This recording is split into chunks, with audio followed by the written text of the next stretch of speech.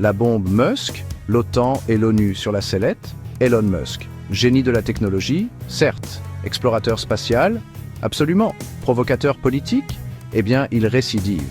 Musk a récemment secoué le monde politique en suggérant que les États-Unis devraient abandonner l'OTAN et l'ONU.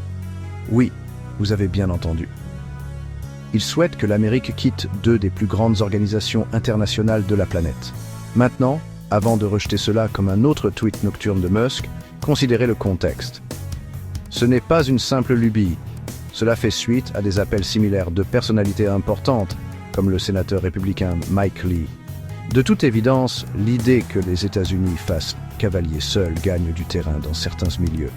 Mais pourquoi quiconque, et encore moins quelqu'un comme Musk, envisagerait-il une idée aussi radicale?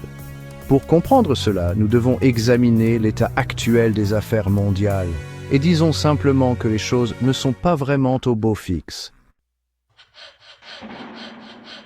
Oncle Sam et l'Europe, une relation houleuse.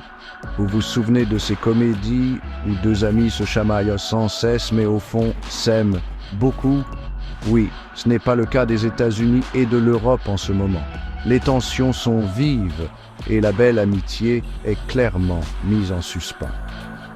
Au cœur de cette rupture se trouve un malaise croissant parmi les dirigeants européens quant à l'engagement de l'Amérique envers l'Alliance transatlantique.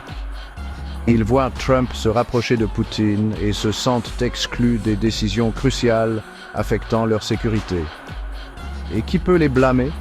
Le bilan de Trump en matière de politique étrangère est, disons, peu rassurant. Ajoutez à cela tout le fiasco avec l'Ukraine et vous avez une recette pour un désastre. Ce qui nous amène à notre prochain arrêt. Une petite altercation dans le bureau ovale qui a envoyé des ondes de choc à travers le monde. Feu d'artifice à la Maison-Blanche.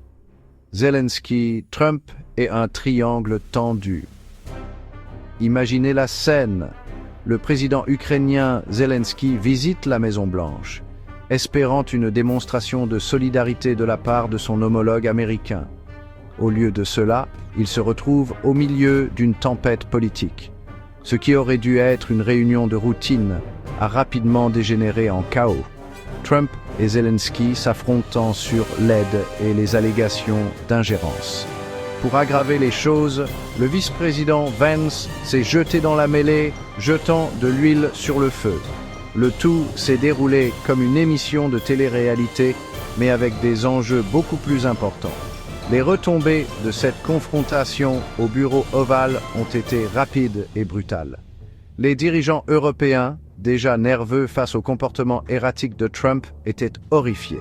L'incident a confirmé leurs pires craintes. L'Amérique n'était plus un allié fiable. La vision du monde de Trump. L'Amérique d'abord, l'OTAN ensuite, l'ONU quelque part d'autre. Pour comprendre la position de Trump sur l'OTAN et l'ONU, vous devez comprendre sa vision du monde. C'est un monde où l'Amérique passe toujours en premier, même si cela signifie sacrifier ses alliés.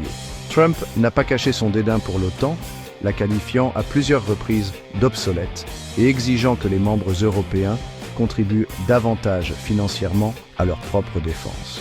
Il considère l'alliance comme un gouffre financier pour les ressources américaines, une relique du passé qui ne sert plus les intérêts des États-Unis. L'ONU ne s'en sort pas mieux dans l'esprit de Trump. Il a retiré les États-Unis du Conseil des droits de l'homme, menacé de couper le financement de l'organisation et l'a généralement traité avec mépris. Pour Trump, l'ONU n'est qu'un autre lieu de discussion, une tribune pour les ennemis de l'Amérique pour critiquer ses politiques. Voilà donc la situation.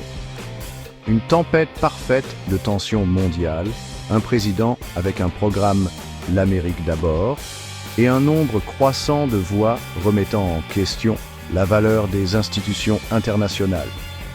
Est-il étonnant que la suggestion d'Elon Musk, autrefois impensable, soit maintenant prise au sérieux?